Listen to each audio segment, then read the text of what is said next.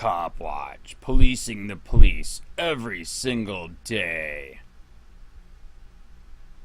We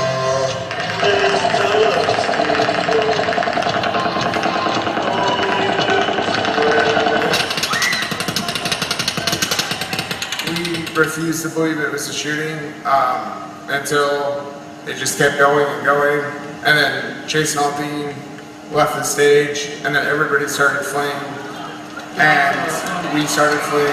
We had to hop the gate to get out.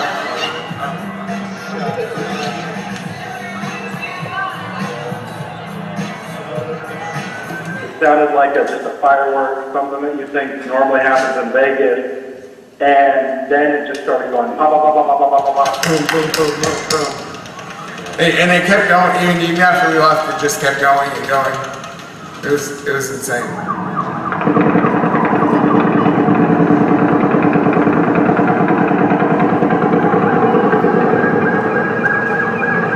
Through investigation and response, we determined there was a shooter on the 32nd floor of the Mandalay Bay. As you can imagine, it is a challenging, difficult morning. George is on the scene in Florida where another community is in disbelief, shocked by devastating violence, this time at that Florida high school on Valentine's Day. This image, one that has become all too familiar. Students evacuating with their hands up. The suspect in that deadly shooting is now in custody. New images this morning showing him being taken to jail. George is outside that school. Good morning to you, George. Good morning, guys. That is the school right behind me, Marjorie Stoneman Douglas High School. It is a huge school, 10 buildings, more than 3,000 students. And if you ask people here in Parkland, why did you move to Parkland? They say it is for that school, one of the top schools in the state. Parkland consistently voted one of the safest communities in America until today. Here's what we know at this hour. At least 17 people have been killed, students and adults. At least 15 injured in the shooter. 19-year-old Nicholas Cruz is in custody. What do we know? Obviously tragedies. Where they come from? Well, upper class, lower class, middle class, some even from the military. We've got high school students, college students, middle students. We've got them going to places, government buildings, churches, schools, open areas, and concerts. There isn't anywhere that we haven't been struck by this tragedy. And it's time now for all of us to step forward, start getting our heads on a swivel, and start to look around us and be more aware of what's going on. When we do see something, say something and report it. Today we're going to go through some things about these active shooters that we do know. We're going to also talk about the who, what, when, where, why, and how. We're going to get into some things that have to do with the psychological as well as the physiological aspect of what actually happens to you during a critical incident. Then we're going to talk about the concepts of run, hide, fight, and how there's just a little bit more to it than being able to run, to hide, and to fight. And then we're going to finish by doing some tactical stuff. We're going to show you some things that you might be able to employ if, God forbid, something like that should happen, and you have to use the last resort to fight. So let's go ahead and get started. What do we know for sure right from the get-go? Well, there's been a lot of misconception in the media and reading in newspapers, online, so on and so forth. Because we use the mass killing and we talk about active shooters. Well, what's a mass killing? Mass killing by definition is generally either 3 or 4 more people killed in a single incident. When we're talking about active shooters, you can have an active shooter involved in a mass killing incident. And as you can see here from the definition, it's actually engaged in killing or attempting to kill people in a confined, populated area. Now, also implicit in this definition is there has to be a firearm used. With mass killings, they can use whether it's explosive, a car, knives. But with active shooter, that's not the case. When we move into this and how we come to a lot of the numbers and how we come to a lot of information, the FBI went all the way back to the year 2000. From 2000 to 2013, they find about 160 different incidents that they can utilize that with that definition. So when they go back and they utilize that, now they come up and they find out they got 6, 7 different categories here. And as you can see, business makes up the lion's share. When we come down, unfortunately, education is making up the second, open spaces, then comes government, then residence, house of worship, healthcare facilities. Now, over the course of the last 2 years, those numbers really haven't changed that much as we get numbers in from 2017, and again, we're just starting in 2018. When we look at some of the larger ones that have taken place over the years, obviously this one up here at the top, 58 and 546 wounded, is a big one. We come down next to the Wingo nightclub shooting, then we go to Virginia Tech, then it's on down from there till we start hitting some of these lower numbers. And again, lower doesn't, one's too many. When we talk about the numbers and how they've all been put together and we do some comparisons, you'll find out here things are going up, unfortunately. In 2014 and 15, there were 231 casualties, and as you can see here, it's 943 in the last 2 years. We talk about some of our own brothers and sisters being killed here as we go to these. We only had 4 killed in 415, which is too many, but then over here we had 13 in 2016 and 2017. Also, when you look at different things around, nothing much has really changed as far as those individuals that are committing it when we're talking about with male or female shooters, and we're going to get into that in just a minute. When we talk about weapons use, again, this is a big thing that's come up, I see a lot in the news, who uses what? They did some studies, they go all the way back to 2000, from 2000 to 2015, they find out, did more of the people use multiple weapons or not? And as you can see here from this graph, although we did have a lot use multiple weapons, the vast majority of them did not. When we go back and we look at the type of weapons they used and how they did this was that they brought multiple weapons, and there was a pistol and there was a rifle. They counted the rifle as the most powerful. But even if we did that and we go back and look at all the incidents, still handguns are used more frequently than rifles or shotguns. And probably why is that? Yeah, more concealable, right? You can get them through and in and out of different places. Even if we look at the schools, businesses, public venues, and even churches, handguns was the primary weapon of choice when it came to these killers and their sprees. What days of the week did they happen on? Okay? Well, what's the biggest day here, gang? So now on Tuesdays, everybody's calling in sick, right?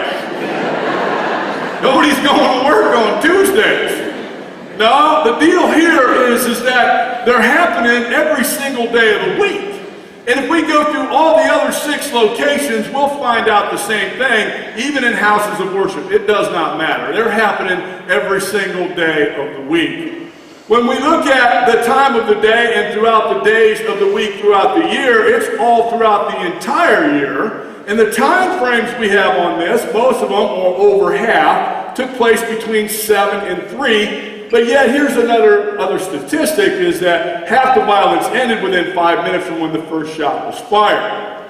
When we look at some other statistics about how old some of these killers are, even if we use the mass ones and we use the active shooter, they're all in the same range group, 14 to 66, and they can be split up accordingly. When we talk about what type of behaviors, everybody knows why, I wish we could put a handle on it. We haven't been able to do that yet. But there's been many concerning behaviors that are taking place with some of these folks. What are some of the things they found with the FBI? Well, the FBI and their behavioral analysis unit said these are some examples of reportable behavior. Any physical violence toward a person or property, direct or indirect threats of violence, any act or gesture or statement that would be interpreted by a reasonable person as threatening or intimidating.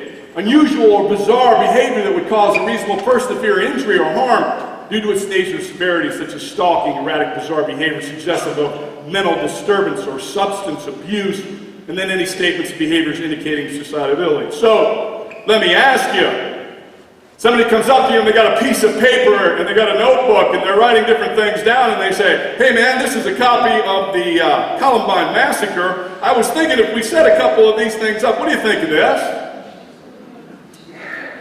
You'd probably go, what the heck are you talking about, brother?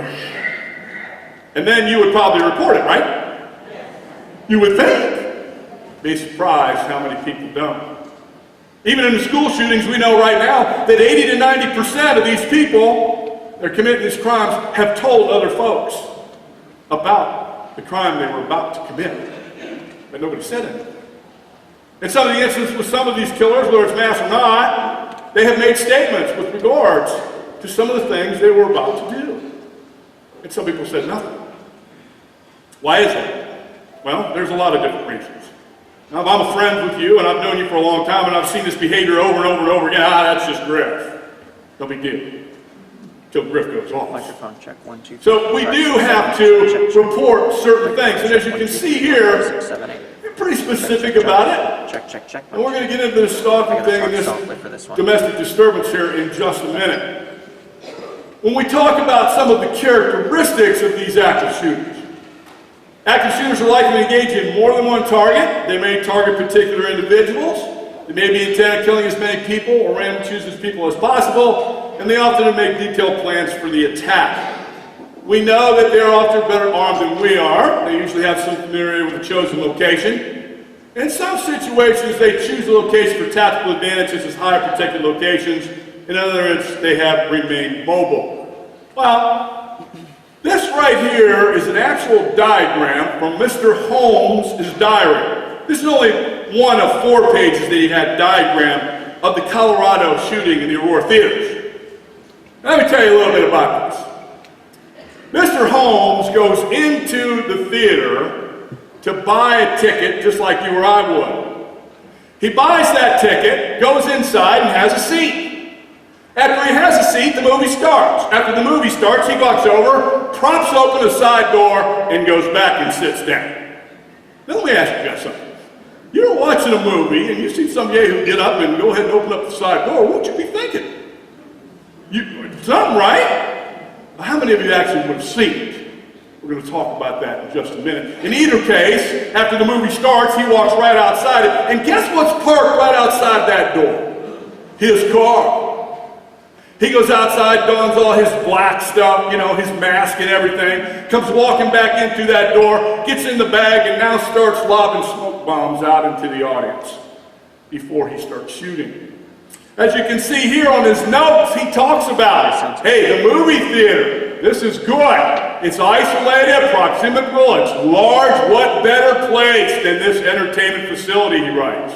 Then he starts to break things down. Avoid this. Too many exits. Wrong. Special location. Too large. Then he gets here. Primary target. Only 2 exits. Excellent spiral approach. You think he had checked this place out?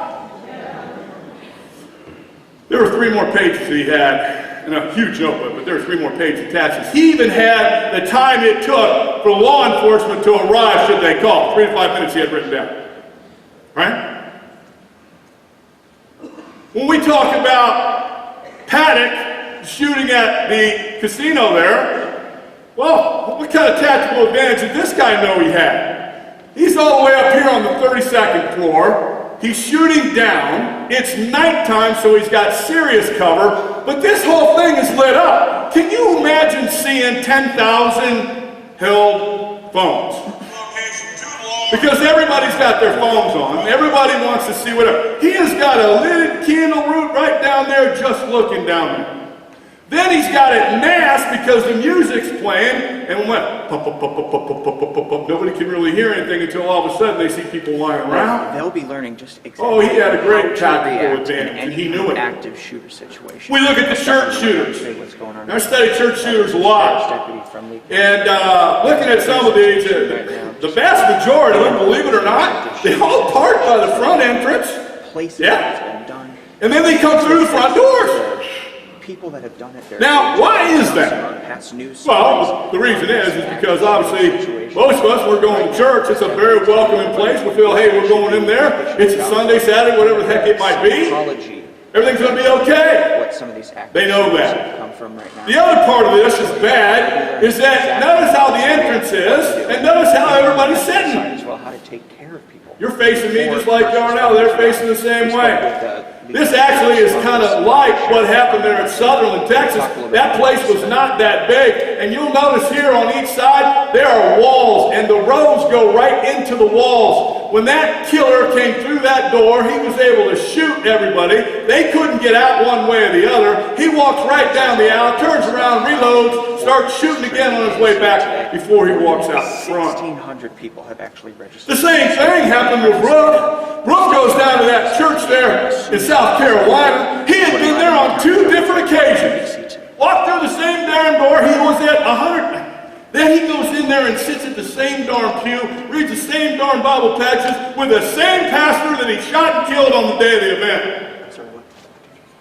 Yeah, we're pretty welcoming. There's a lot of things we can do with regards to our churches. I'm going to get into all that right now, but bottom line is they know that, and they know they're soft targets. Even when we look at this animal, Lance.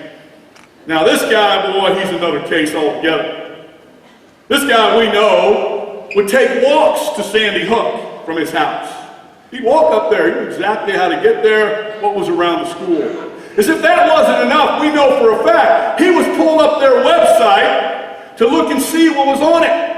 And if that wasn't enough, he'd pull up the student handbook and start looking through that.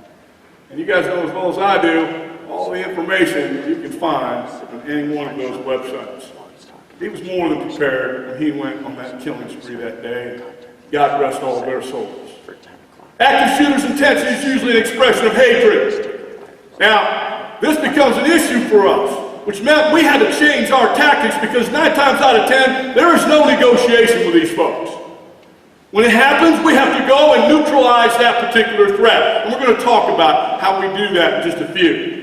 Active shooters are not always suicidal. We know now that every time they go there, it's not just about shooting and then I'm committing suicide. It takes a little while and sometimes they do escape, but that's usually and generally not their modus operandi. People with a history of committing domestic violence are 5 times more likely in subsequent murder and intimate partner with firearm in the house. Now gang, this is very important. We found now that there has been somewhat of a spike. Spike's probably a bad word. We've seen some different interest now with things going up with domestic violence happening before these cases. And as you can see here, if that's happening, a domestic violence period, we got an issue. And then this last one, when a gun is present in a domestic violence situation, increase the risk of homicide by women by 500%. Now ladies, I got to tell you, you're in a bad relationship and you had to go out and get a restraining order. You obviously went out to get that for a reason. The problem is when we don't tell folks about that and let other folks know, especially where we work at. Now I realize that's personal stuff, and everybody wants to talk about their dirty laundry, I get it. But when you go to a place of employment and they don't know about those kind of things, that's an issue. Not too long ago we had this happen, not here, but in another location. Lady's going through a bad divorce. As she's going through this divorce, guy starts doing some crazy stuff. She decides it's time for a restraining order. She goes out and gets a restraining order, but does not say anything to the people where she works at. They have no idea whatsoever at all. And they know her husband. On the day in question, he arrives at her place of employment. They got a front office. They say, hey, Bill, how you doing? Oh, great. You want to see Susie? Yeah, hold on, we'll get her. No, don't do that. Today's a special day. I want to surprise you. Okay, Bill. They buzz him back. The minute he gets in the hallways, out they come, and the shooting and the killing starts. Domestic violence is huge.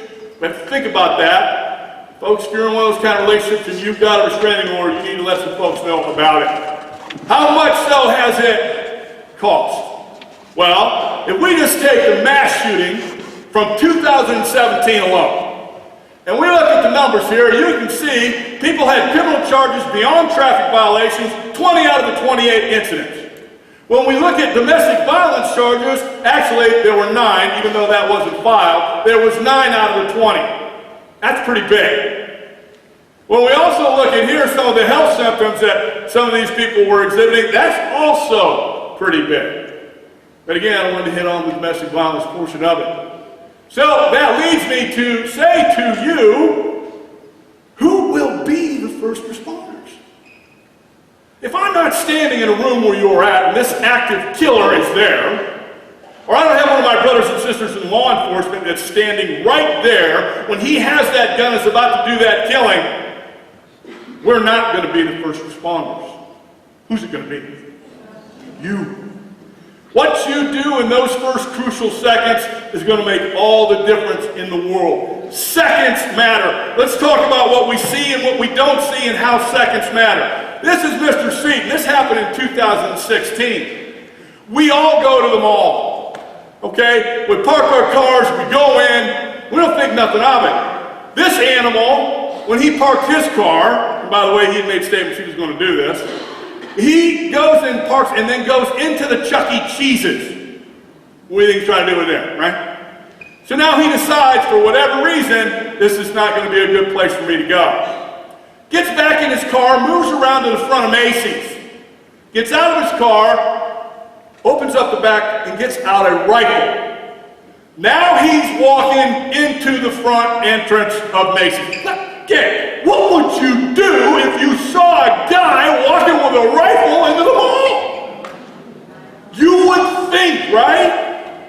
But even if we go all the way back to Virginia Tech, they had kids watching that animal wrap chains around the inside of the door so nobody could get out, and nobody said a word. Like, what the heck is that all about? You would think somebody would say something. Nobody said anything to this kid. He went right in, shot a juvenile at a clothing rack, walks up to the cosmetic counter, shoots 4 more people, one of which was an 86-year-old woman.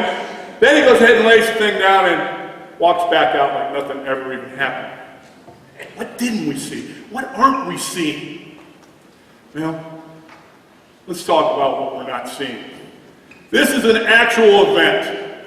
And this is kind of graphic, so I'm just letting you know ahead of time. It's actually happened in Las Vegas. 2 police officers are eating lunch.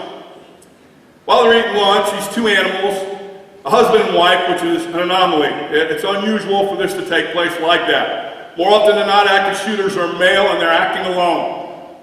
In either case, they go in where these guys are eating lunch, they walk past them, they turn around, and now shoot them at point blank range.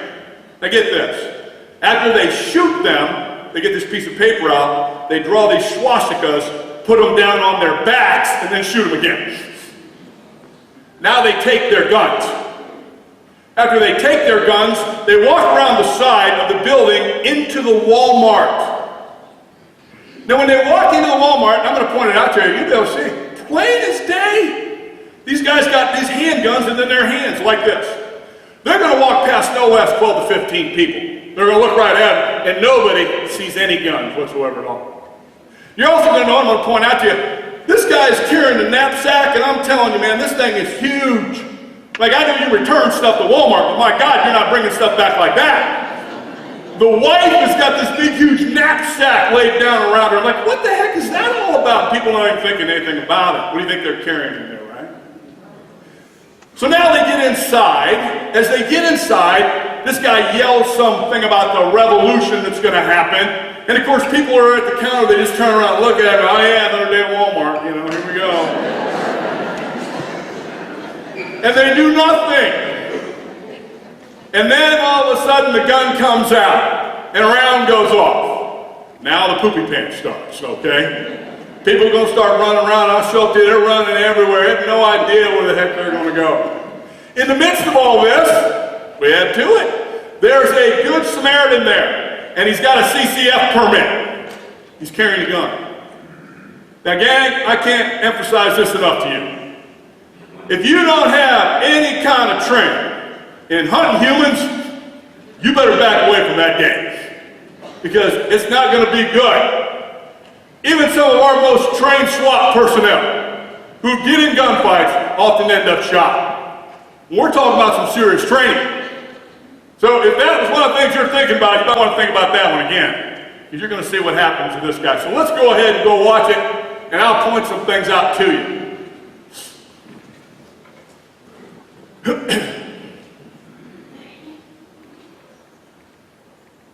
Okay, they've already shot the 2 cops. They're coming around the front entrance of Walmart. But yeah, they're walking now, okay? You see here in her right hand? She's got one too. Look at the size of that duffel bag. Look at the one she's got. Unbelievable. Now here we go, they're gonna come around the front. Look at that. Wow. Hey, here we go. Okay. One, look at this. Don't see nothing. These people don't see nothing. Of course, they're not even looking. 2 more people coming out. They don't see nothing. Look at all these people going to stand right here in the front. As he starts yelling, they're going to look directly at him.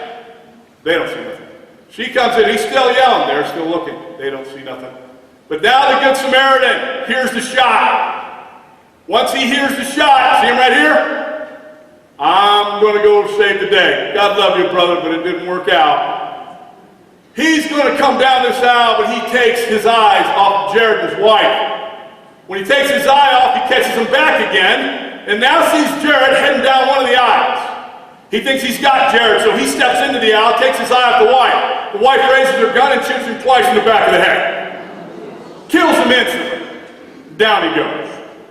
Man who's trying to do the right thing, wasn't trained, didn't think twice about it, now dead. Pandemonium now begins inside of Walmart. People are going to run back everywhere. Behind the pharmacy, where are you going here, folks? Look at this person. I didn't even hear nothing. I don't care. I'm just shopping. Look at this. Running back around the building. Some people even jumped into that truck. They had no idea where to go. Now here's Jared. And notice what Jared is wearing. Got a t-shirt on, still short. There's his wife, still shopping. Just killed a couple people. No big deal. He's trying to get the ammo out. But now we've already been called and we're coming. Now when we get there to the scene, Amanda, his wife, is going to try to take a shot at seeing the officer. When she does, he fires back and lays a round right down into her femoral, and she starts to bleed out immediately. Jared is going to bring and drag her back behind one of the aisles. You can see her here now. And now Jared is going to try to get back in the fight with the officer that's in the room. Now, gang, what do you see Jared wearing now? Bulletproof vest, and what's he got slung over his shoulder? A rifle. What do you think he was carrying that big knapsack? Yeah, you got it. What do you think she was carrying in hers? Yeah, you got it. All of that, okay? Now, unfortunately, again, for him, Bronson, who is going to shoot, what a heck of a shot under duress here. He's going to lay a round right underneath his vest, and he's going down. Great job, okay? But now, Mom says, you know what, honey, you didn't do a good enough job, so I got to kill you. So she takes the gun, and she puts it on him, and it doesn't go off. Oh my God, she turns it back on herself. We're not going to watch the rest because it gets gory. They both end up dying. This brings me to what if then type thinking. And if you take nothing else away from this program today, it's imperative that you take this away. Because we need to start thinking more in these terms. If, when, then type thinking. For instance, let's just say you park your car outside like you normally do. After you park your car, you shut the door. After you shut the door, you look over and 10 feet away. 10 feet is no farther from me than this table. And there it is, a guy standing with a gun in his hand. What would you do? Would you try to run? Would you try to get back into your car? And by the way, how does that work? Have you been practicing that a lot? Would you jump over the car, do a Starsky and Hutch? Try to get underneath it? Let's look at something here. We did just a couple of days ago to try to prove a point about some things about getting in cars, especially when you're not aware. Let's look at this. It's very difficult for you to get back into that car, even from distances which you would think you would be able to. If you would stand up in the car for me, I'll show you exactly what I'm talking about. Let's just say now you've got out of your car, okay, and you shut the door, and the door's now locked. I'm about 10 feet away from you right now, okay? But you look over and you see me and you go, oh, things are all right here. So now you want to get back into that car. Now, I want you to go ahead and get back in that car. I'm just going to walk towards you, but you're still not going to be able to get in time and shut that door. You ready? Yep. Go. Yeah, no. I didn't even run. I'm just walking. Yeah. Now I can move on back. We can go all the way back to 15 feet. Turn around. Face the door.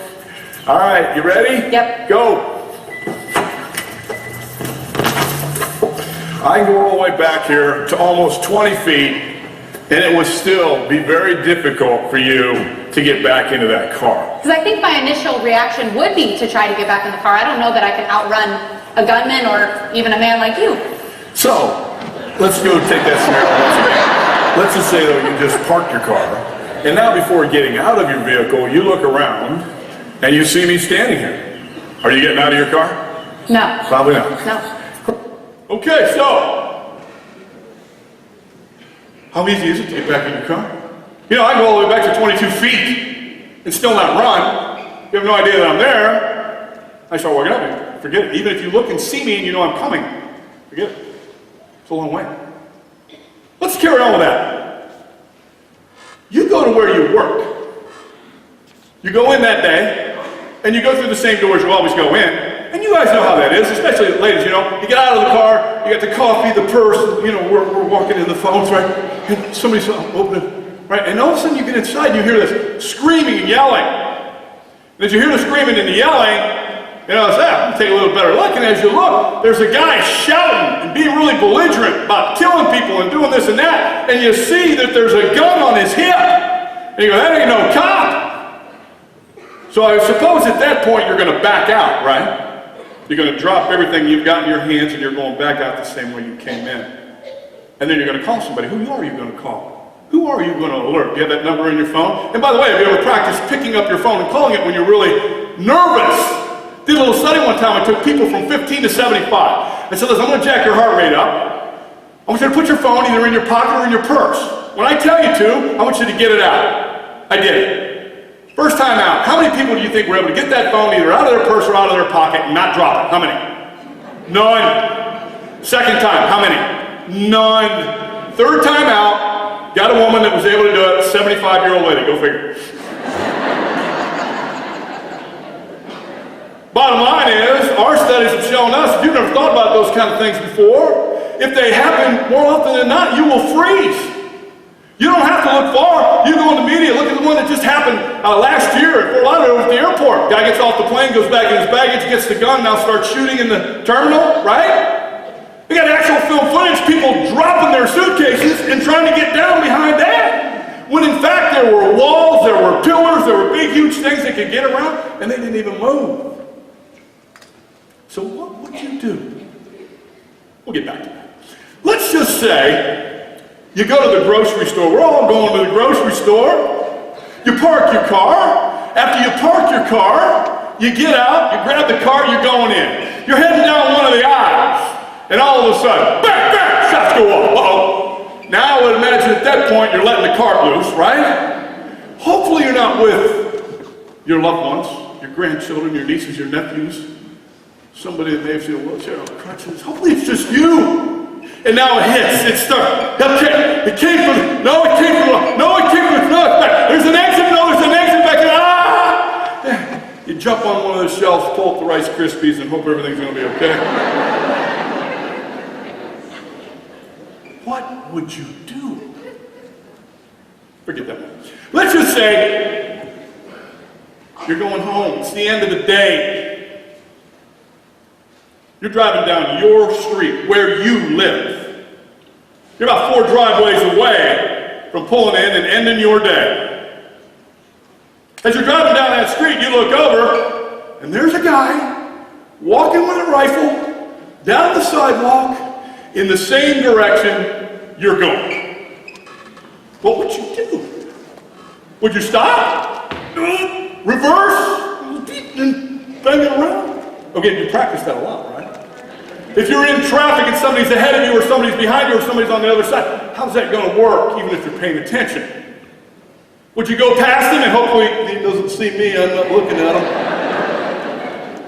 You get your phone out and you're dialing, okay, while you're driving. And how does that work? Because you practice that a lot, right?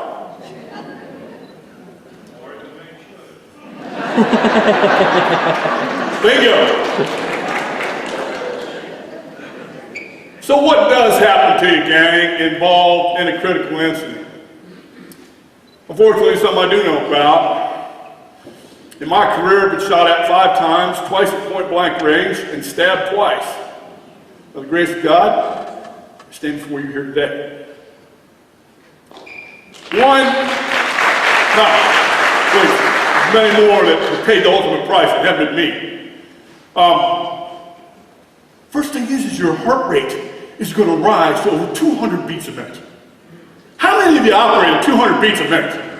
They say the normal resting heart rate is between 57 and 72. 200 beats a minute. Man, that's pounding. We also know you hit about 120, your fine motor skills start to go. Fine motor skills, your ability to pick up a key, put it in a car lock, or even your door at home. At 120, 125, here they're going, they're diminishing rapidly. You hit about 150, 155, your gross motor skills go.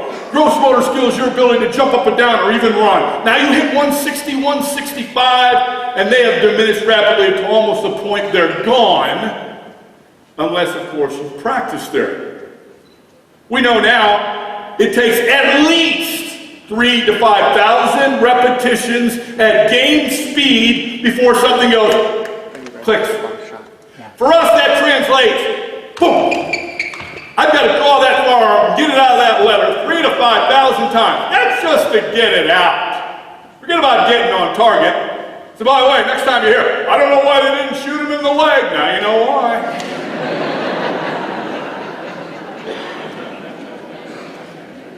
We add to that fact, gang, that you know what? We think in pictures. The ones that are the most vivid are right up there in front of our brain. They're usually attached with some type of emotion, or if it's love, whatever, hate, something that's going wrong. The ones that are the most vivid are right up there in front. And when a critical incident happens, you can grab it quickly. You have about 470 voluntary muscles in your body. When the brain gets that signal and you want to go to fight or flight, it now starts searching for those pictures. When it has no pictures, it sends out the signal. The body responds. I need a picture, I need a picture, what is it, what is it, what is it? I don't know, I don't know, I don't know. And you do nothing, you freeze when you have no mental picture.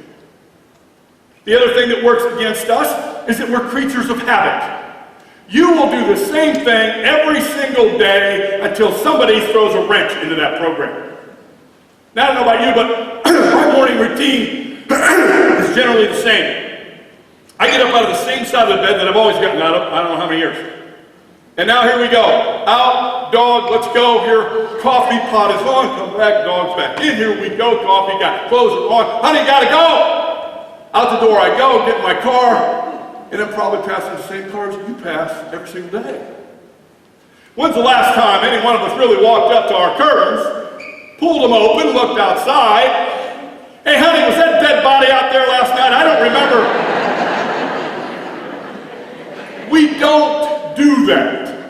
We take it for granted that everything is going to be okay, and you know what, for the most part it is.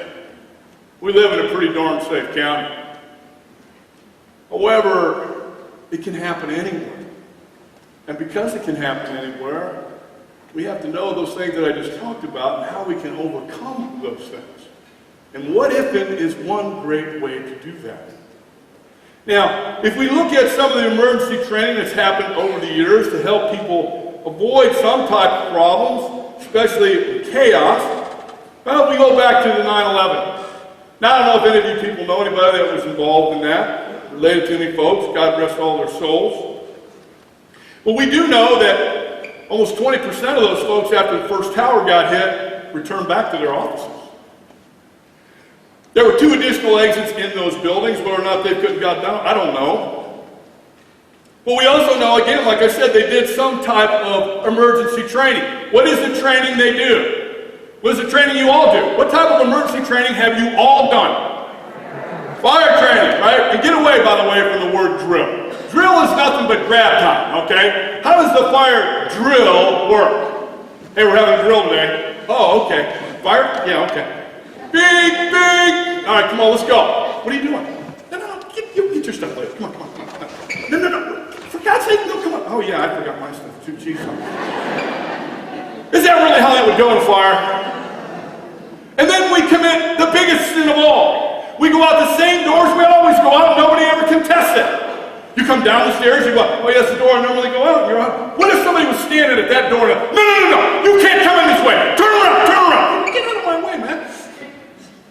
But if there was actually fire, you couldn't get out that way. What'd you do?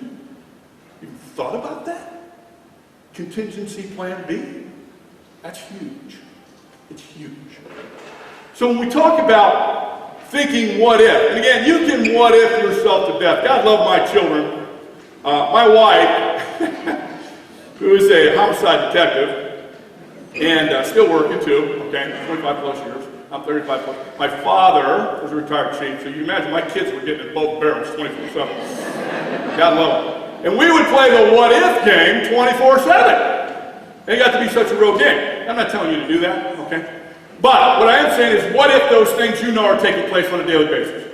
You know you're getting in your car and parking it, right? Whether it's at the mall, it's your place of employment, it's your grocery store. The one thing you can seriously take away from the one thing where I was doing the parking is what? Be more aware, right? When you're pulling in, before you get out of your darn car, take a look around you and see what's going on. And even when you're walking back to your car, take a darn look and see what's going on. I always tell women when we're talking about, we do the rapid program, own the day. Ladies, own the day. Make sure you're owning that day when you're walking up to wherever it is. Make sure people can see you got your head on the swivel and you know exactly what's going on and you can react accordingly.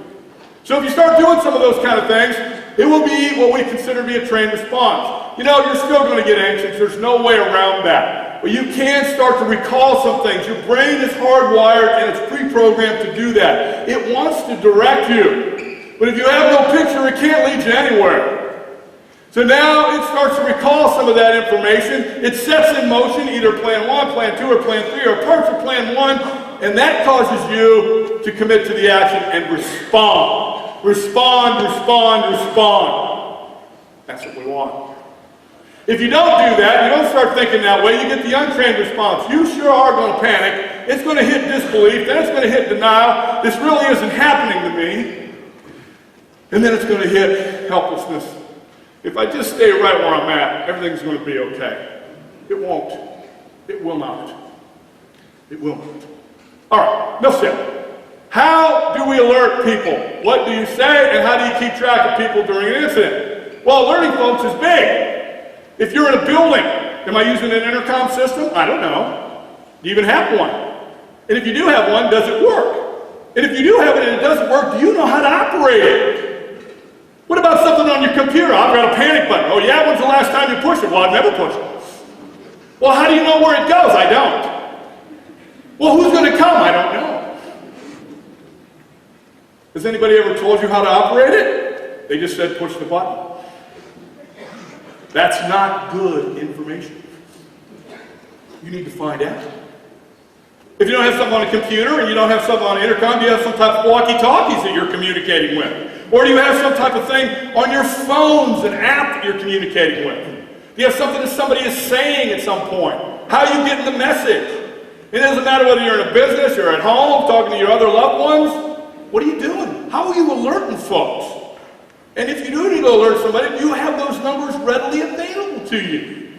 Be surprised how many times I said, okay, somebody says, well, I'm on campus, I'm going to alert security. Oh, really? You have security's number? No. That doesn't make a whole lot of sense. How are you going to alert? What ways are you going to do that? Now, when we talk about what you say, this is also another big one. Because when you're up here and you're trying to report something that you see something going on, it's still going to affect you on the phone, right? Here's how this goes. 911, there's your emergency. I got a guy in the cemetery, killing these different people tonight. And what does the dispatcher do? Sir, ma'am, calm. And the minute they say calm, you get what? Pissed. How you? This dead, these bodies. And now we got to start all over again.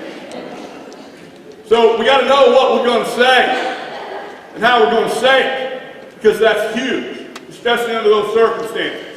And then for you folks that have people that are around you, whether you're supervising folks, a large group of people, kids, it doesn't matter, how you keep track of them? If they leave and go out of a building, do they have something set up where they know to call you or know somewhere to be at so that you can find out if they're okay? Because believe you me, when that panic sets in and you can't get a hold of folks and you're wondering where the heck they're at, it's not going to be good. And the airwaves are going to be crowded with people trying to get information. Here's one thing that we have found from a communication standpoint that we think is pretty good. Now, it's not foolproof. However, it does have some great things behind it. And again, using IT today, it makes a lot of sense. Let's go ahead and watch it. Phone app quickly connects you to 911 and at the same time sends an alert to your colleagues and any security personnel on campus. The app can be used during any type of crisis situation, such as incidents that require immediate 911 assistance or cases where only facility staff members need to be notified. They can enter facility details such as buildings, floor plans, and landlines, as well as employee names, email addresses, and mobile phone numbers. Once you've been entered into the system by an administrator, you can then download and register with the app button. For instance, if you activate Panic Button to report an active shooter on campus, the app will immediately connect you to 911 and send an emergency alert to all employees at the same time. However, if you activate the medical emergency button, 911 will be dialed, but only key administrators and staff with medical training will be notified. Now, pretty cool, right? So there are some things out there. Some of them are free, some of them are not.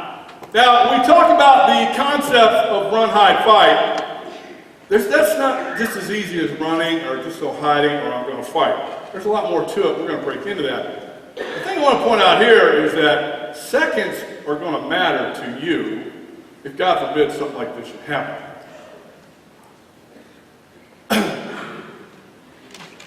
This right here is the Parkman shooting. And I want you to see here how seconds really do matter. You can see the clock clicking at 14:21:05. You see some people now entering here, and as they're entering, on this overseer it says 1200C back here. My pointer's not working here. Working on the screen. You can see the guy enter. It's now 14:21:20. He's going in. See the black dot all the way to the right? You guys see that? All the way over here to the right, you see it? That black dot right there is him, Cruz. He's making his way down through the building now. And as he makes his way down through the building, he starts to shoot into the classroom. Now the doors are closed, he's shooting through the window. Unfortunately. Do you see there, purple? Yeah, those people he's killed. He's already shot people here at 12:15. Clock is still ticking, 14:22:20. Goes into room 1214. Again, the doors are shut. He's shooting through the glass in the doors. He goes back now. Room 1216. It's not enough. You're going to make sure killing starts some more. You're going to kill a couple more back here in the back of the room. 14:22:48. The clock's still ticking. He's still on the first floor, and he's still now moving. Looks back through this, sees if he can get any more. Fires a couple more shots. Nothing, injured, wounded. Now it goes to 12:13. At this point, at 12:16, at this room, the fire alarm had been set off. But it wasn't set off because he pulled it. It was set off because something that had to do with the gun, fire and going off. It had nothing to do with anybody pulling it. But a fire alarm is now going off inside the building. He's now moving down through the whole hallway here. Another person enters the school. He shoots and kills him. And now enters the stairwell and goes up the opposite side. And now is going to make his way down through the second floor. Notice, 14:23:39. That's still ticking. He really doesn't see anybody up here, but now starts to shoot through a couple of the rooms. There are people in some of these rooms up here. For some reason, they were able to get in there, shut their doors, realize that there was some shooting going on, put some things over the windows so he could not see through, and he did shoot through a couple of them. The windows were shot out, went all the way through the back, but no students were hurt or killed. And after he gets down through this hallway, because he sees nothing, he's going to enter the other stairwell. Mind you now, he came in down here on the first floor, goes all the way down, goes through the stairwell, comes up to the second floor, goes all the way down. Now he's going to enter the other stairwell and go all the way up to the third floor. 14:24:26. Now we've got all kinds of kids up here on the third floor, don't know what the heck to do, even though they've got a fire alarm that's going off, they've heard some shots, don't really know what it is, but Cruz starts firing immediately. You see all the kids that are here at 12:55. They already shot the kid at 12:56. At this point, they're unsure whether he's reloading his gun. He's definitely dropping some equipment that you can see from a video. He now starts down the hallway again. Some people feel they can make it to the stairwell because they can't get through the one door. You can see people now are moving inside the classrooms to try to get to another position. He now moves down the hallway again, firing. shoots and kills another person, 2 in the doorway, 1 here at 12:47. He's already shot down the hallway and killed this individual. Here in the top corner, you'll notice is a teacher's lounge. And this lounge faces the parking lot. These are nothing but bank windows. He immediately starts to try to shoot out these windows, but because they're hurricane windows, the bullets are fragmenting, and they're not going anywhere. So he really is unable to kill anybody outside because of that. He now drops his equipment and says, okay, it's probably time for me to leave. He comes back out of that room. He's going to go down those stairs and exit right out the front with the rest of the folks. The shooting has now pretty much stopped. The time is 14:27, and we started at 14:21.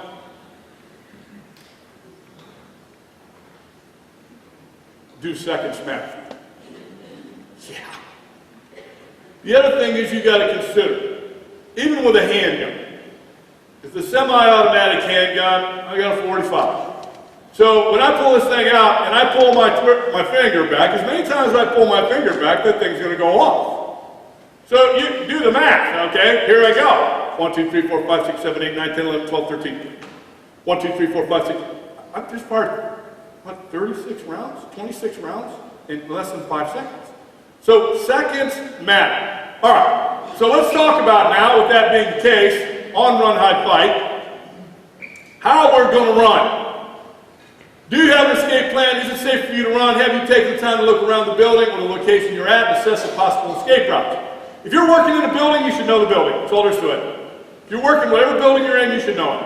And if you work on the first floor, you better know the second floor as well, if you have 2 floors.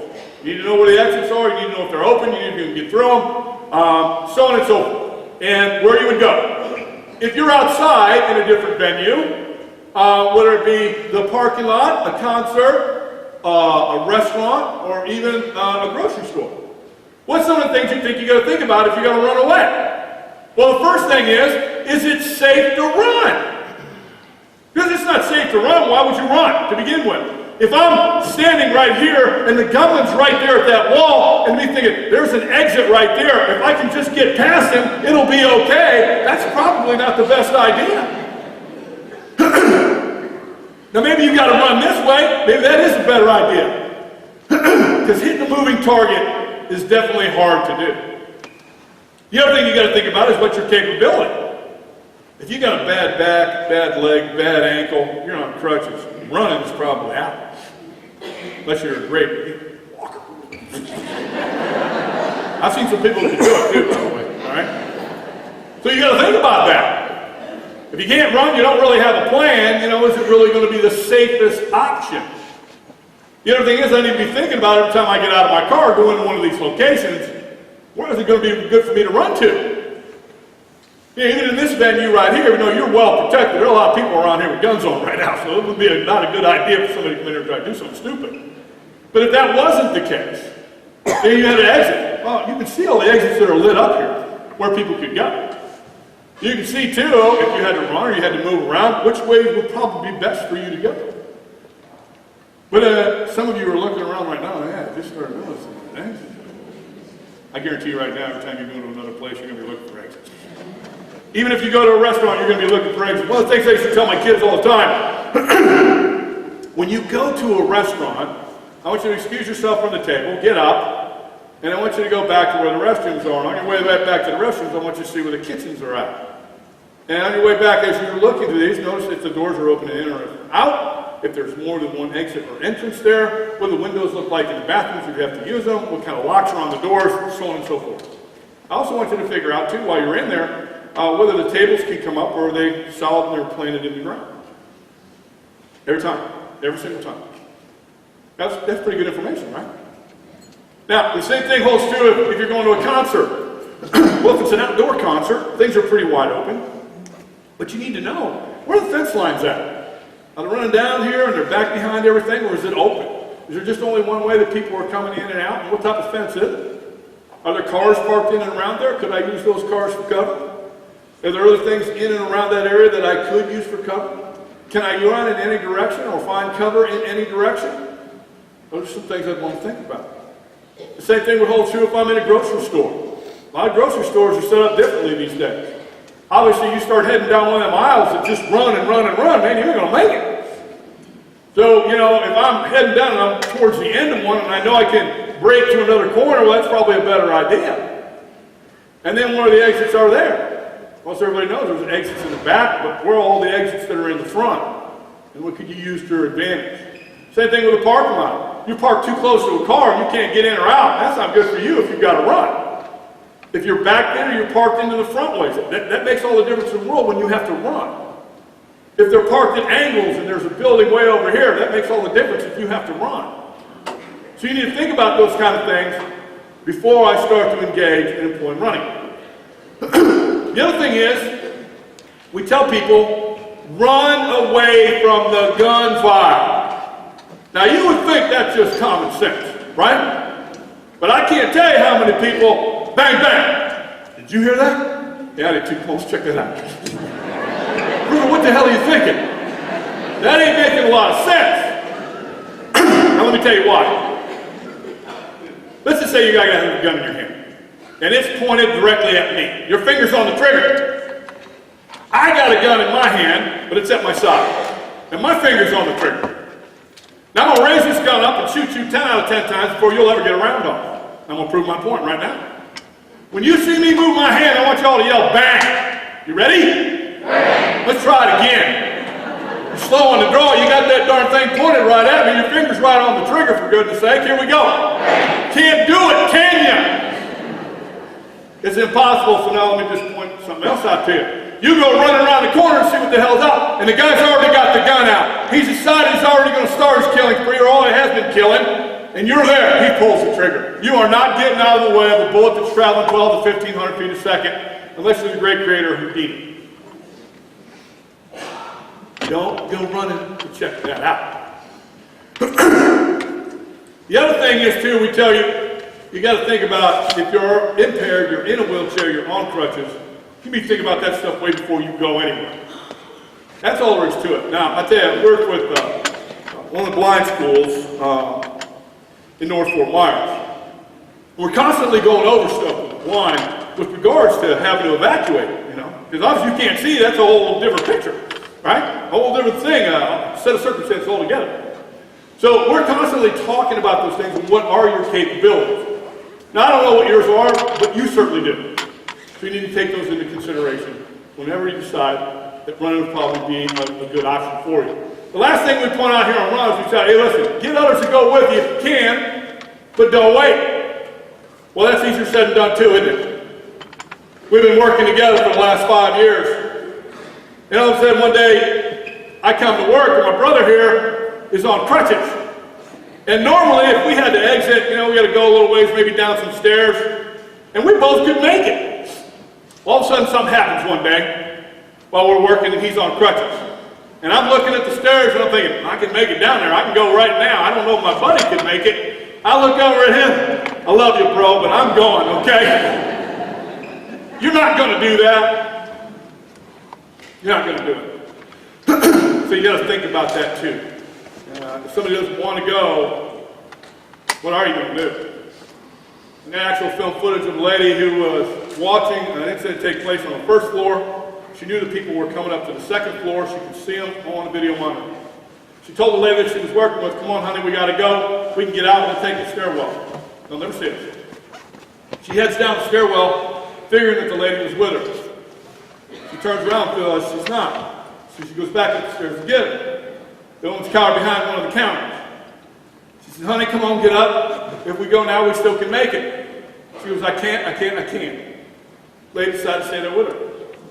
40 seconds later, this animal comes up and kills them both. So you ought to think to yourself, okay, if somebody ain't going to go, what are you going to do? All right? All right, when we're talking about at the scene and running, remain calm, follow instructions, raise your hands, spread your fingers, avoid making stupid movements, avoid pointing, screaming, or yelling. Let's go ahead and talk about this first one. Remain calm. Tell me about the calm training you guys get, by the way. You've had it your whole life, haven't you? I don't know how yours work, but here's how mine went. I'd be getting, my dad would say, Scott, calm down. And of course, when I wouldn't calm down, what would I get? Smack. I'll give you something to cry about. Calm down. So calm down then, shut your mouth, right? Sit over there and be quiet. What kind of training do we actually get for calming down? Even us and our brothers and sisters in law enforcement, we train folks even to get shot to fight through that. And there's a lot of different ways we do that, and I'm going to get into it. But one of the things too we tell folks is to combat breathe. How do you combat breathe? Where you're going to take a breath in for 5 seconds through your nose, you're going to hold that for 5, then you're going to exhale out, and you're going to repeat. You'd be surprised how much it can bring different things down for you, especially your heart rate. It's not going to come all the way down, it's not going to happen. But you'd be surprised how much it will come down. The other thing is, we tell folks, get your hands up. When we're coming in, it's going to be a scary thing. Because like I told you, we know there's no negotiating with this. We're there to neutralize the threat. And all of our people have been told to go singularly now. We're not waiting for backup. So as we start to go out and we come into that building, I want you to think about this. Here comes a bunch of people, maybe 1, maybe 2, maybe 3. Guns are out and drawn, and you're looking right at it, right? Get out of my way! Move, move, move, move! You're going to go, what the hell are you doing? Right?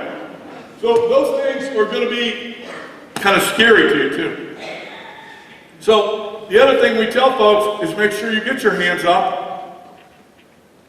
Keep your hands up and spread your fingers, because that's one thing we're looking for. I can't tell you too, folks, this also got truth in my 35 years. I can't tell you how many times I've had this happen. Put your hands in the air. Okay. What do you think I'm thinking, my God? And by the way, this is an opportunity for us, but, cops right now, we are hyper-vigilant. Last year we had a lot of cops killed. This year we're on our way to having some more record numbers. We're getting killed. Even last year here in Lee County, we had 2 incidents, at least 2, that I know we were called to be ambushed. They called us, actually there was no call, they just called us to shoot us and kill us. Fortunately our guys were okay, and we lived through it. But on the same token too, we know because of that, there are certain things we're thinking about. So if you get stopped now, especially on a traffic stop, just do exactly like you're told. I can't tell you how many people too, they said you come up to the window, say, you got your driver's license? And all of a sudden, what do they got? Phone. I'm videoing you, man. Correct. I got you on video, man. Correct. Now I want you to think about that now, too, when I'm coming up to the car. First of all, I'm looking for all kinds of things. If it's nighttime or it's dusk, and I'm looking and all of a sudden I see a thing coming up the door, I have no idea what the hell that is. I tell kids all the time, do not bring those videos and put them on when you're getting a traffic stop. We cannot see what those are. We do not know what that is. We cannot decipher it, and you already saw what happens with the action and the reaction. Put those phones down, get them in, and do exactly like you're told with regards to that being stopped. So, again, here, same situation. Avoid pointing or screaming. Don't stop and ask us for help. We're going to tell you where to go. Trust me, you're going to know. What kind of information? Location of the shooter, shots still being fired, number of shooters if more than one, number of type of weapons, physical description, number of potential victims. This is all common sense stuff. But again, if you never thought about it before and you got a call, remember the little thing, how's it going to go? Okay? You're still going to be panicked. When we talk about things and where to hide, again, this is a common sense thing. And I'm looking at it going, okay, if I'm in an area where I know I've got a room and I can really lock this baby up, I can turn the shades down, cover the windows, I got a good lock on the door, and maybe I can even barricade. Hey, that's a good thing. But if I'm in an open area, where am I going to go? How can I use this back part to my advantage? Can I move and jump from one place to the next if I had to in order to keep and maintain cover? How could I get to either one of those exits? I got to think about that ahead of time. Because if you wait to think about it, when it happens, it's going to be too late. The same thing here when you're talking about hiding. If you're working in an area where you've got a desk up front and people are coming this way, how am I going to get down? How am I going to get to the back here if I need to get back? How am I going to alert other folks that are up there? This is common sense stuff, but on the same token too, if you don't think about it ahead of time, you're never going to be able to do it when it comes time to do it. You actually have to walk through those spaces and think to myself, oh, how would I barricade that better? How would I lock that up better? How could I make it so that somebody wouldn't even think I'm in here, or even if they're trying to get in here, it's not going to be worth their effort. Because remember, active shooters are trying to kill the most people they can in a little while of time they can because they know we're coming. So they're not going to sit there and waste time unless, of course, they're really, really looking for a particular individual. The last thing I'll point out here when it comes to hiding is that when you go to this mode, you have to prepare to fight. Because again, if you wait to prepare to fight and you have to fight, it's too late. Let's talk about fighting here as our final option. And by the way, it is our final option. You have nothing else that you can do. This is the last option. What do you need to do? Okay, well, first thing is your mindset. What's the mindset got to be? Well, pretty simple. Them or me? Them or me? Now, some people will say, Griff, I don't know if I could, take somebody's. Well, I got news for you. I don't know that I could either. Even though most of us have had swear say, hey, listen, can you take somebody's life? Yeah, we say yeah. Well, when push comes to shove, nobody wants to take a human life, including us. It's not like you're going home every night going, hey, honey, I think we should talk about this tonight. What do you think if we had to kill somebody, could we do it? You're not talking about that over dinner. It's not something you think about. So, again, you're now getting a picture in your mind's eye. If I had to do it, it's there now. It's going to be them or me. So that means you've got to be committed to the action. That's number one. Number two, if I can't see and I can't breathe, I can't fight. Can't see, can't breathe, can't fight. What's the most common mistake most people get involved in that happens to them when they get involved in a fight? They hold their breath. They hold their breath. They don't get oxygen to the brain. And that causes them to do what? Faint. They go down. Okay? So we want you to breathe, we want you to talk. Alright? Now, I have to also look around in that area I'm in. If I'm in that particular area, I go, okay, what do I got here to defend myself with? What do I got? If you don't know that ahead of time, you don't know what to grab. So again, as soon as you go to shelter in place, I'm looking around. What things could I possibly use to defend myself or others? So let's just say just simple stuff. And again, do not go home and practice these on your significant other, okay? These are last options here, last case resort for you to do. It's something that you would obviously have. Now, one of the things that we tell folks a lot is, okay, most often not, people have keys on them, okay?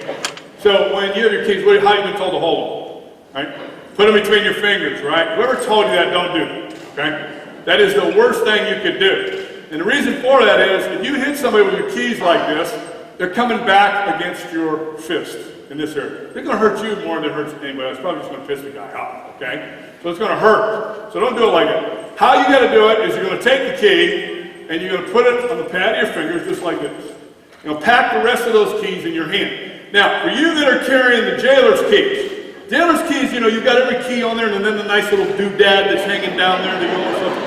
That's not a good idea, right? And for what reason? Remember I showed you that clip right from the get-go. You're going to be able to fumble to get your car. How's that going to work? Okay? So you're going to take the key, you're going to put it on the pad of your finger, pack the rest of them in their hand. Now, the other part of that is, as I told you early on, it's 3,000 to 5,000 reps to gain speed. So how do I get beyond that? Well, this is something you guys have done well over 100,000 times. I guarantee it. They say by the time you reach the age of 16, you've heard the word no over 200,000 times, and you get this to go with it. Shut up, sit down, that's enough. So you all are used to doing this. You never do this, by the way, dude. It was me. No, it was everybody. So you're used to doing this. Now, Miriam, I want you to slow. And I say this all the time because, ladies, you're vicious. You're vicious, you're vicious. I never have to worry about you fighting in a fight. Some of my worst arrests were involving women, okay? Never want to do it. And of course, my wife, who was a warrior woman, I'm going to tell you, when we practice defensive tactics wise, it's not a good no. Go, here we go. Honey, I didn't mean anything. So now, I want you to touch me in the shoulder, right here, on my forehead, down here, over here, over here, over here, over here. She can put that up there quickly, no problem, because she's done this so many times.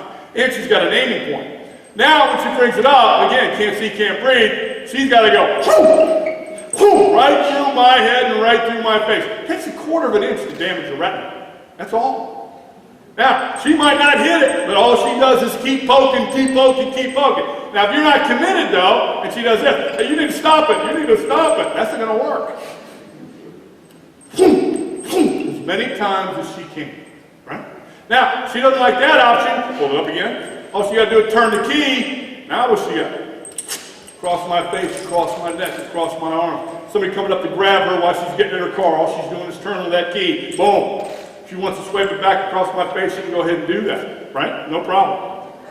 All right, so that's enough. Thank you, Mary.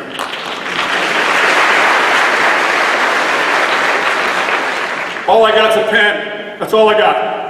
So if all I got's a pen, how am I going to use it? Most people say, okay, we're going to turn it around, and we're going to use it, we're going to hammer strike.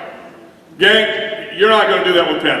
And the reason you're not going to do it is, one, your thumb's going to come off. Pens aren't made for that, okay? Your thumb's going to come off the minute you strike the human body. You got bones, ribs, tendons, everything in here. The minute you hit something like this, it's not going to, it might dig a little bit, it's not going to dig all the way through, and your thumb comes off because you don't got enough force. Now you're going to have to re-grip the pen. It's not going to work. So what do you do? Same thing you do with the, pen, the teeth. Take that pen, back it up in the palm of your hand, drop your finger right down in the front. Now we've got a pointer. We can use our body, stick it all the way through, right? The worst thing that's going to happen is you put it in there and it sticks, and you have to pull it back out. Right? Again, do not practice these things at home. What if I had a pad of paper, that's all I had? Yeah, love this, by the way. Taking this pad, there's hardly anything to this. I'm taking my thumbs and putting it right behind that, like this. Boom! And all I'm doing is stepping right forward and hitting you with this part. You can take paper and roll it up and be able to do the same thing. As a matter of fact, you get somebody down the ground and you can re-grip it, boom, and you start hitting them with the corner of this paper right here, you will cut them to the quick. It's unbelievable how much it would hurt. But again, you got to be committed or it won't work at all. You could use a book the same way. You take a book, put your fingers behind it, and boom, you're stepping straight forward, so they're getting this part right in their face or right in their neck. The key to any of that is that you would have to be committed to doing it. The other part of that is you have to have a plan. If there's her, him, me, and what, there's 2 people in the room. Say, look, I don't know if he's going to be able to come through that room or not, but if he does, this is where he's got to come in at. And if he does come in, we're going to fight. And I got somebody over in the corner going, oh no, I can't do it. It's just not gonna, it's not like on an airplane. You're like, get a hold of yourself. We're gonna start. No problem. Stand by the door. That door opens. You're going out. Make sure you get us some help, okay? And now you're getting in with the rest. Okay, you're gonna do this. I'm gonna do this. Now, it might not even work out that way, but if you have no plan at all, you can forget it. There'll be a bunch of people saying, yeah, we're gonna fight. We'll just wait. You know? It's not gonna work. It's not gonna work. You gotta have a plan. The last thing I will point out when it comes to self-defense, and I love this one the best, because every place has got fire extinguishers. So now every time you guys go to a building now, you're going to be looking to sit next to a fire extinguisher, okay? The great thing about fire extinguishers is this. You get a double whammy. One, I pull that tube, and I can fall. Now I can tell you from personal experience, these are made to choke out a fire, but they will choke out a human being like you can't believe. It's unbelievable how much it will choke out a human being. Then the other part of that is, I can now use it to hit them with, right? Now, most people would say, okay, well, I'll just take it, and now I'll start doing the overhand fan, you know. Don't do that, because you're not used to doing that, all right? What you would do is this. I take my hand, which is already there. I got a great grip. Now I put my hand underneath the canister. Now I'm good. Boom, boom. Or if they're down on the ground, boom, boom, and gravity. Now here's the great thing about these fire extinguishers. I love them. Fire guys, I'm so thankful for you guys for admitting this. I'll tell you, this is great. My earphone keeps coming up here, I'm sorry. On the bottom of these fire extinguishers, what do you see? Can anybody see that? Got a nice little lip on it, right? And the reason for that is most of the time they're hanging up this little clip that goes underneath. But these are great for hitting these bad guys in the face, okay? I'm kidding, all right? You know, no, I'm not. So now when you hit them, it's really going to hurt. But you got to do it this way where you have the most power. All right, enough said.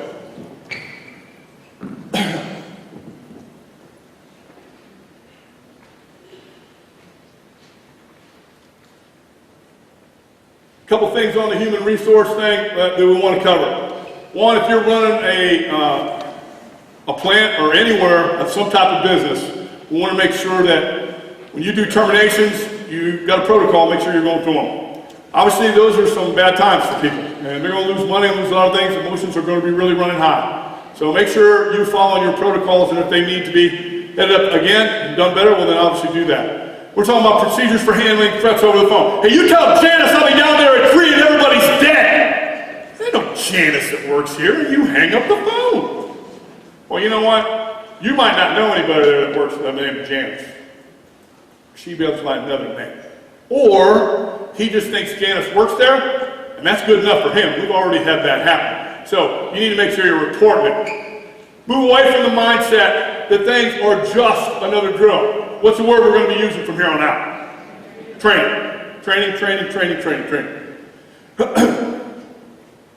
Couple things in review. What if thinking? What is your emergency notification? How are you going to alert? Train your people on lockdown and how you're going to apply it. Test your plan. Remember, drills don't equal training. Train employees on the workplace violence. And keep in your head, respond, respond, respond. None of us is as strong as all of us. So if you see something, please say something. There are some things here you can pull up online at any time. Who and what you saw, when you saw, where it occurred, why suspicious. Call your local law enforcement. They will direct you in the right place if they're not already going to take the information. One last thing before I go. Little story.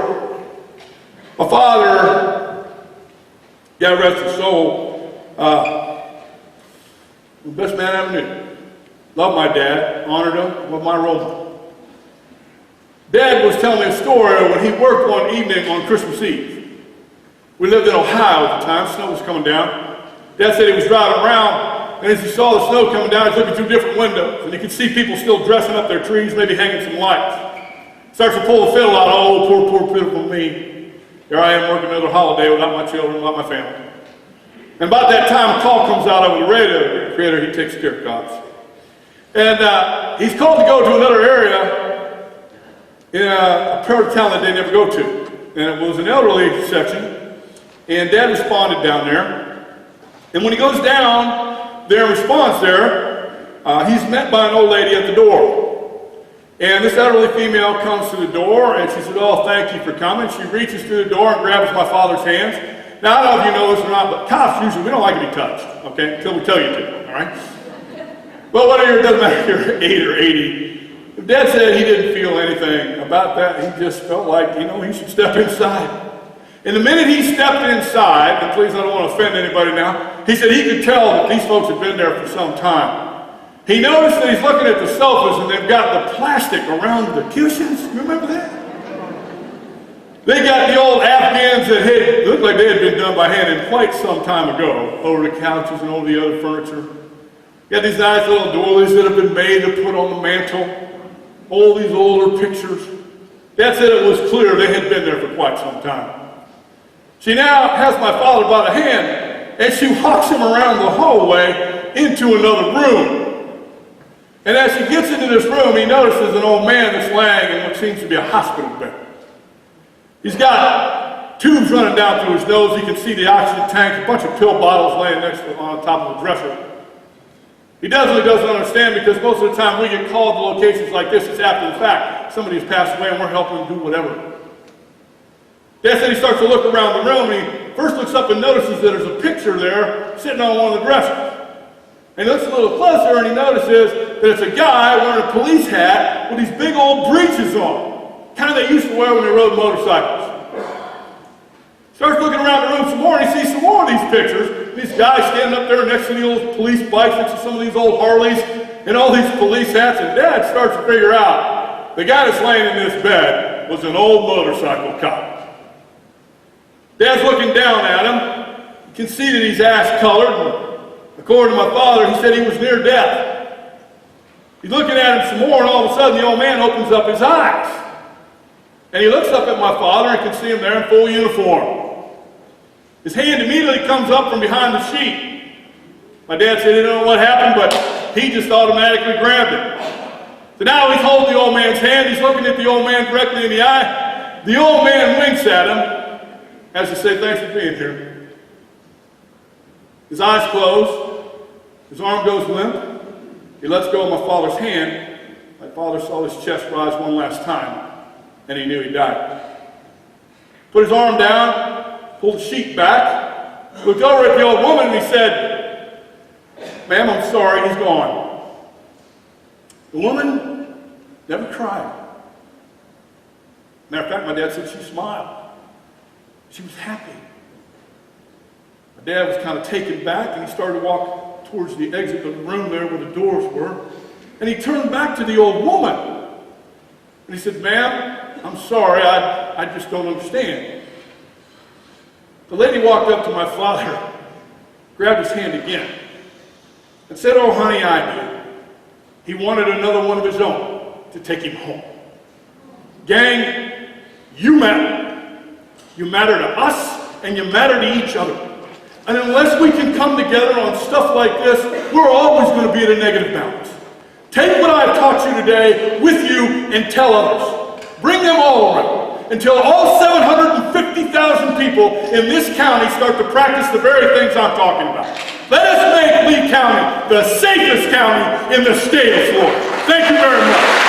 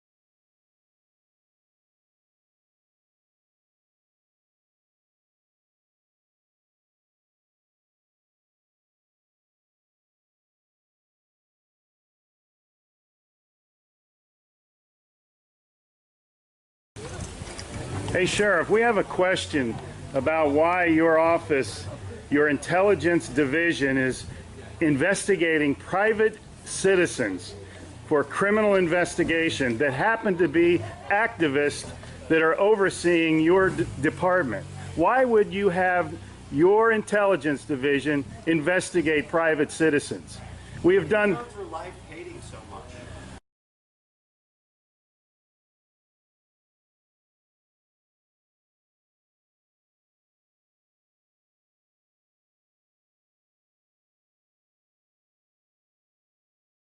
Sir, we don't hate anyone. We love freedom and we love American people. And government is out of control. That's why you're seeing such a revolt nationwide. Why can't you just answer, why is Susan Edwards, your intelligence division, investigating private citizens? This should not happen. Are you here to apply for a job?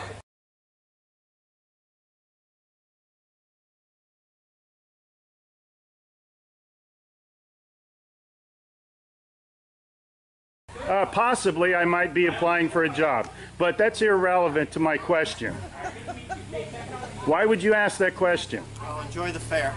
Okay. Excuse me. Excuse you? Excuse me, sir. So those of you that haven't wow. been on a bike before, Sheriff's getting a little too pushy. You work for us, Sheriff. Just keep that in mind. At one time we respected you, but not with that type of attitude.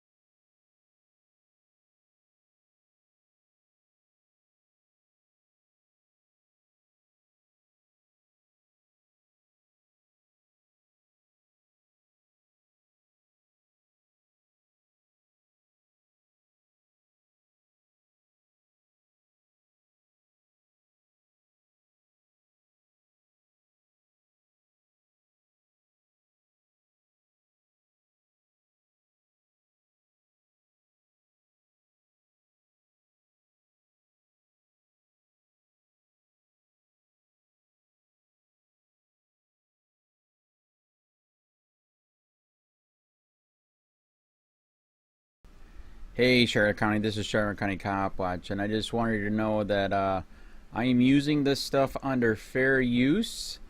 And also remember to like and subscribe this channel. Also too, keep in mind I do not make any money on YouTube.